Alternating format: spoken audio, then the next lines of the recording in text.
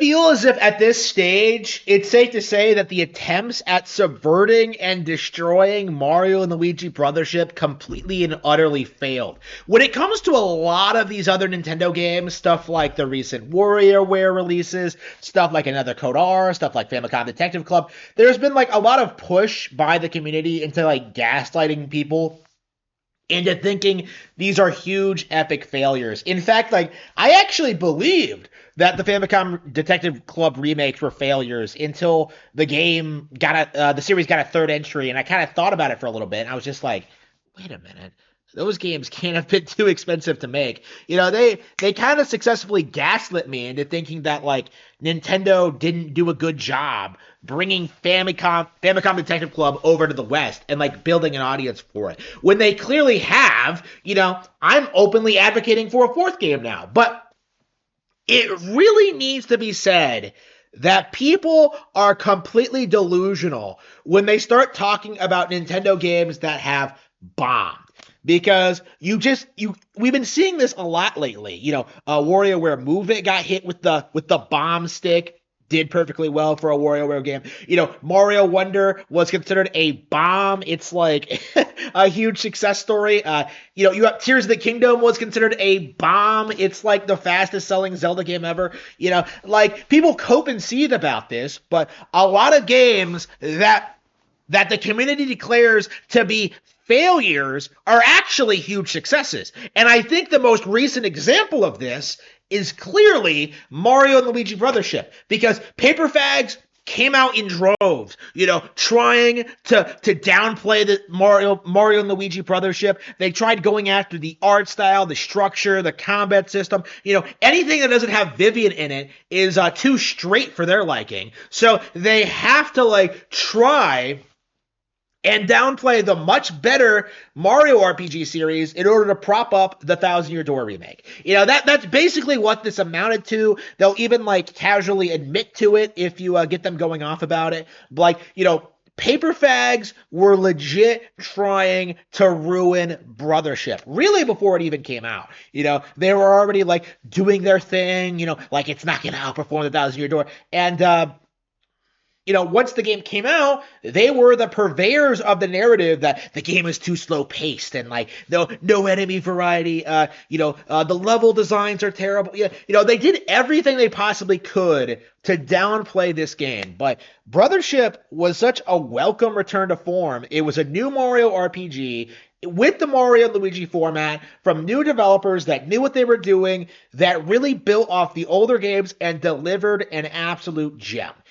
As people played through this game over a period of several weeks, it slowly became super, super popular to the point where Paper Fags were really embarrassing themselves by making these statements about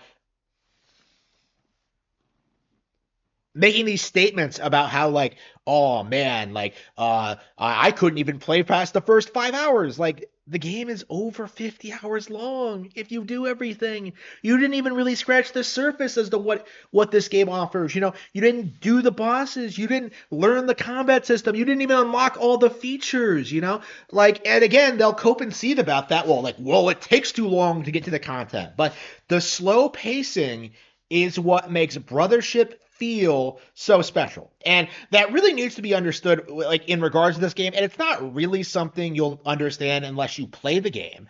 But that's a reoccurring problem with a lot of these Nintendo critics is the vast majority of them don't play the game at all. And if they do, it's like a couple of hours and then like, oh, I don't like it. And for some arbitrary reason.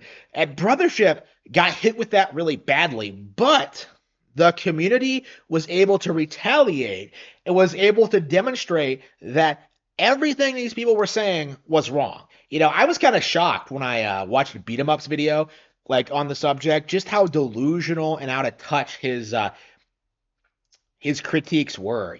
Like I especially remember him like complaining about the characters. He's trying to complain about Snoutlet, and then he's like, oh man, he's a pig, but he doesn't like to be called a pig. And I'm just kind of like, but Snoutlet isn't a pig, though. If you actually played the game, you would know what Snoutlet is. If you played it all the way to the end and was paying attention. But, he didn't do that. He obviously didn't do that. He even said that, like, he was skipping through text at a certain point, which is, like, the last thing you want to do in an RPG. So you're skipping through the text. You're not taking in, like, all the surprisingly complex character development. You're not taking in what's actually happening in the plot. You're just writing it all off as generic flavor text with no personality at all. When I can assure you that Brothership by far has some of the best developed characters out of any Mario RPG. It's so well put together, and people like beat 'em ups are pushing this narrative that, like, oh no, the game is bad though, like, and failing to really articulate why. When you have to bring on an IGN critic to damage control your points, you already lost. Okay, like, you need to just, like, delete your channel. Okay, kill yourself today, as low tier God would say. But, like, yeah, you failed. Like, if you're going that far to try and defend your point, that you're going to enable IGN of all outlets, like, you've lost. Okay, there's just no recovering from that. And that's the reality of this situation, is that IGN was never able to defend their points. The best thing they've been able to do is do this thing our reviewer gave a lot of other Nintendo games high reviews. Yeah, and we're not disputing those reviews. That doesn't change the fact that Mario and Luigi Brothership has a garbage score for garbage reasons, which has been demonstrated over and over and over again over the past several weeks. And honestly, like, I have a lot of contempt for the reviewer and, like, what he tried to pull, and anybody who tries to defend him, usually YouTubers. I can name a couple. I think Nathaniel Brandy, I think his name is. I think the Lonely Goomba. I'm sure the Bitblock has, like, again, lots of scum, bottom of the barrel, just trash, like, enabling this guy, trying to pass this off as, like, a genuine opinion. Like, it really needs to be understood about this really needs to be understood, I think. The people criticizing Mario and Luigi Brothership are not Mario RPG fans. They're not RPG fans. They don't know anything about the genre. They don't respect it. They don't know anything about the developer. Like, they, in a lot of cases, I don't believe they even played the original Mario and Luigi games. The Bitblock specifically claims he didn't.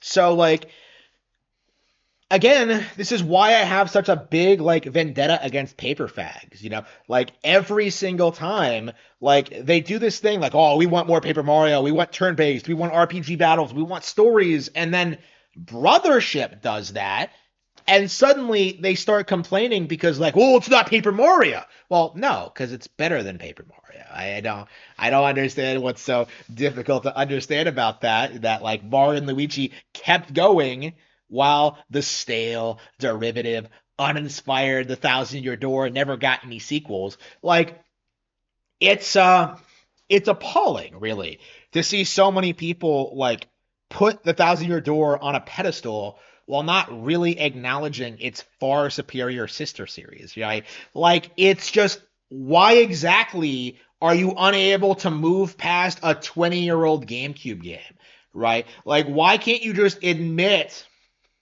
that The Thousand Year Door is old, it's tired, it's played out, and that there's just nothing more to see or do from that line of Paper Mario games? Like, why cling on so desperately to this idea that The Thousand Year Door is going to come back? The characters aren't interesting, the world isn't inventive, the story isn't great. Why exactly would anyone even want A Thousand Year Door 2? Like, again, I'm so tired of hearing about it at this point.